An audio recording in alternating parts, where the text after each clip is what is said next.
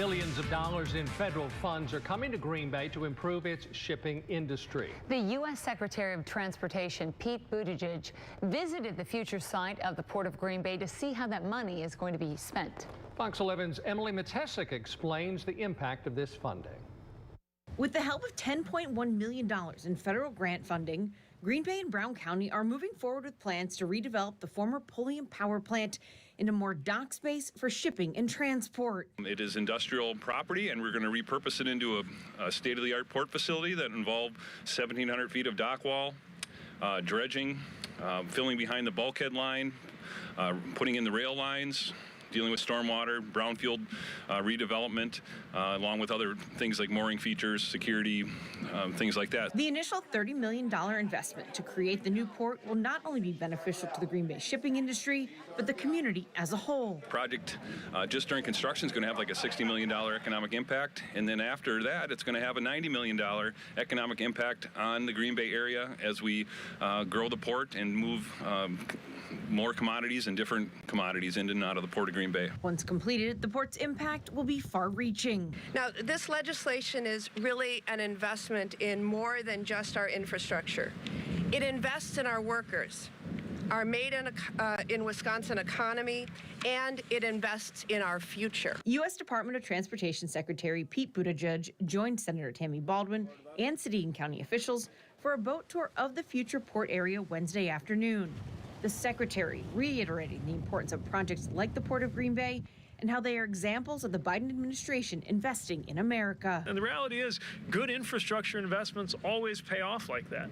They create good paying jobs just in the building of them that helps workers buy homes and educate their kids, and they pave the way for businesses to transform neighborhoods and transform the future of whole communities. The port project is currently in the design and permitting phase. The plan is to open it up for bidding next year with construction that's expected to take about 24 months to start at either the end of 2024 or the beginning of 2025.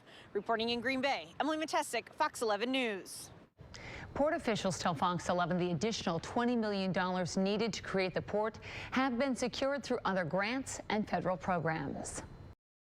I know you talked a little bit about the rail. I know Mark Murphy mentioned it, that there are talks to try to bring Amtrak. I mean, is this something that's going to be possible to do temporarily, I guess, for the draft in 2025 and then looking to the future to make it a permanent thing? Well, this has to go through a competitive process, so I can't get ahead of that. But what I will say is I have really been struck by the energy and excitement, in particular coming from mayors in the Wisconsin area. The mayor here in Green Bay, the mayor of Madison, and others who've been outspoken about their vision to have better and more passenger rail service. I know that's got Amtrak's attention, it's got ours, and we're excited about the possibilities for the future.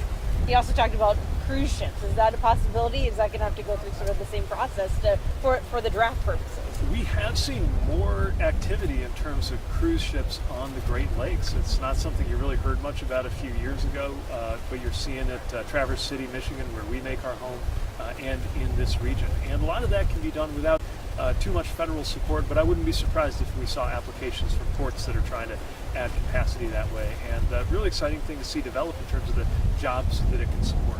As you also talked about the debt ceiling, any insight on the talks and how things are going? Are we going to have a solution? The bottom line is that it makes sense that we would negotiate over a budget. We always negotiate over a budget, but default should not be something that anybody's treating as an option. And I've heard the speaker say the right things. The president has said this throughout in terms of making sure we don't default. We just can't afford that. Literally can't afford that as a country. We've never defaulted. That's not a decision about how much debt to take on. It's a decision about whether to pay our bills. The United States of America always pays its bills. I know that Governor DeSantis is expected to announce his candidacy tonight. Just thoughts on that, and is that who President Biden wants to run against?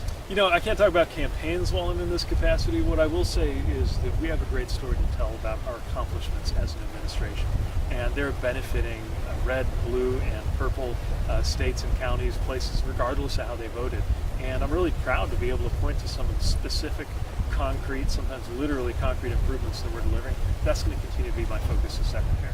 And will we see you back here when they open this port up? I hope so. Only thing I love more than an award announcement is a ribbon cutting. So I know that they got to go through a lot of steps to deliver that project. It won't happen overnight. But with this funding, we think they're going to be able to get it done. And look forward to seeing Green Bay continue to succeed and have these infrastructure improvements be part of that story.